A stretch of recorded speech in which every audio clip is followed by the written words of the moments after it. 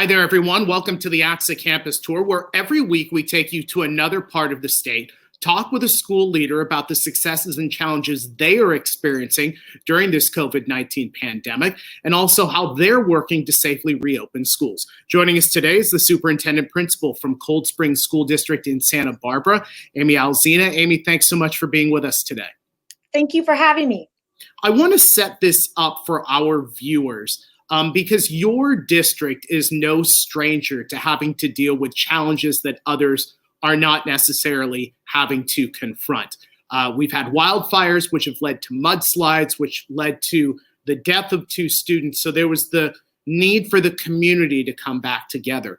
From the school aspect, then, we have facilities issues, technology issues, basic infrastructure, curriculum, just trying to bring everything together. So that is the background on your school district. Now we hit COVID-19. Can you just kind of reflect from March until now what this experience has been like for you and then for your entire school community?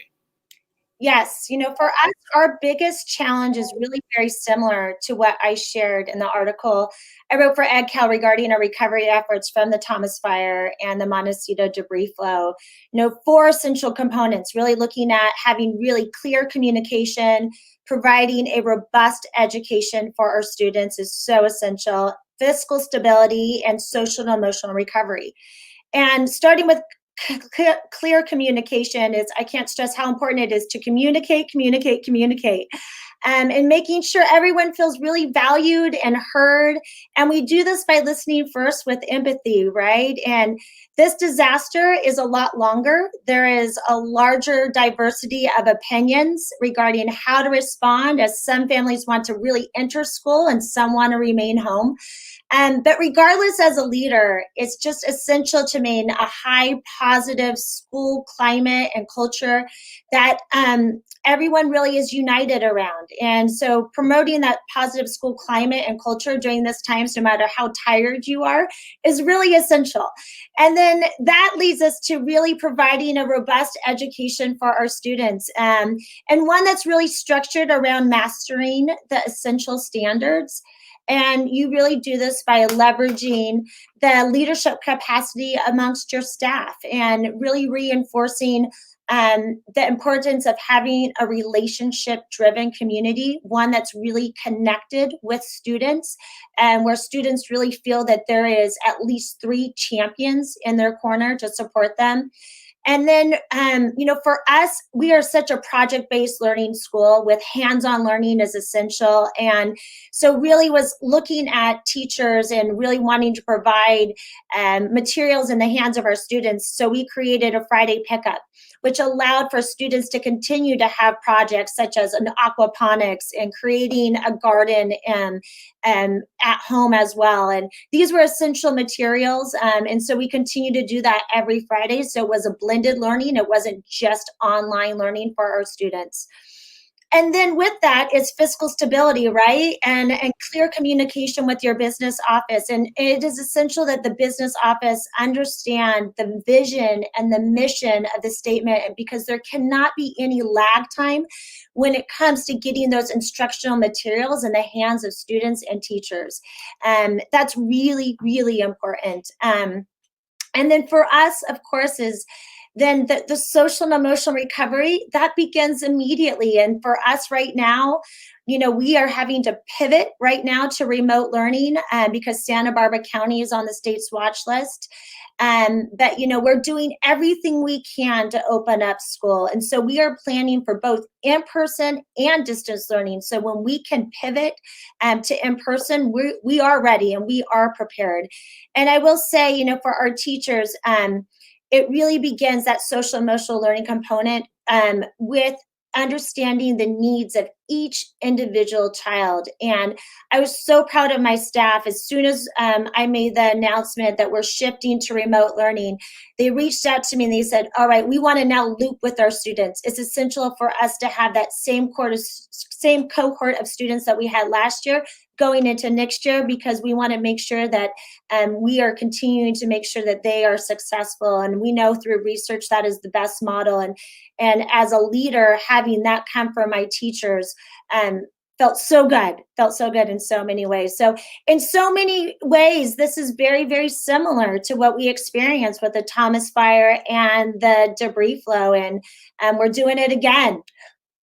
Amy, in your response there, you mentioned three very important words as far as clear communication: valued, heard, and empathy. There's an opportunity here to share some best practices with other school leaders about clear communication. How did you go about clear communication with your teachers, your staff, your students, your entire school community? Yeah. Well, my strategy for communicating has just really been to listen to people first, make sure they feel appreciated, be very empathetic, and really understand their needs, right? Every parent is concerned about their child right now, and they're also going through a lot of trauma and crisis themselves. And so we do this by earning their trust. And then once we've earned their trust, really ways that we can then communicate is things like our weekly communication to boards and parents and staff, doing Zoom meetings, making sure that there's mental health available for your teachers, staff, and parents. And we've done that through a program called Care Solace. And regularly, updating them on what's happening in real time, so they are not blindsided.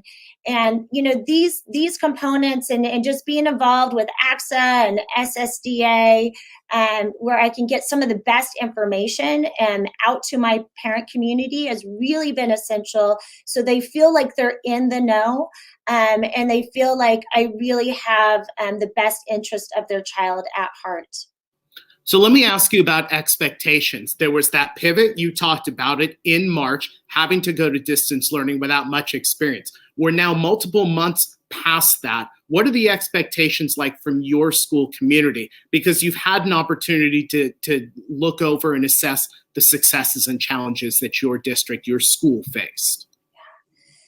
Well, my expectations have always remained exceptionally high for my teachers. And, I'm very fortunate they have met my expectations. And when we started remote learning, they wanted to know what it is that I expected out of them. And I was really clear that I expected every student to master the essential standards around English language arts and math. And they rose to that occasion, and they did an exceptional job.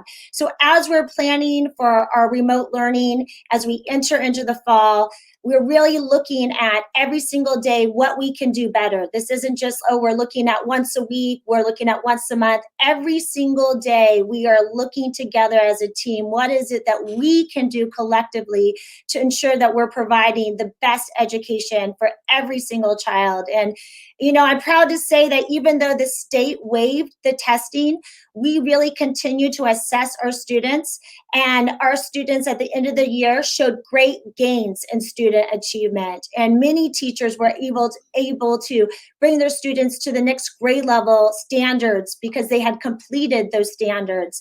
At the end of the year, I sent out a parent survey.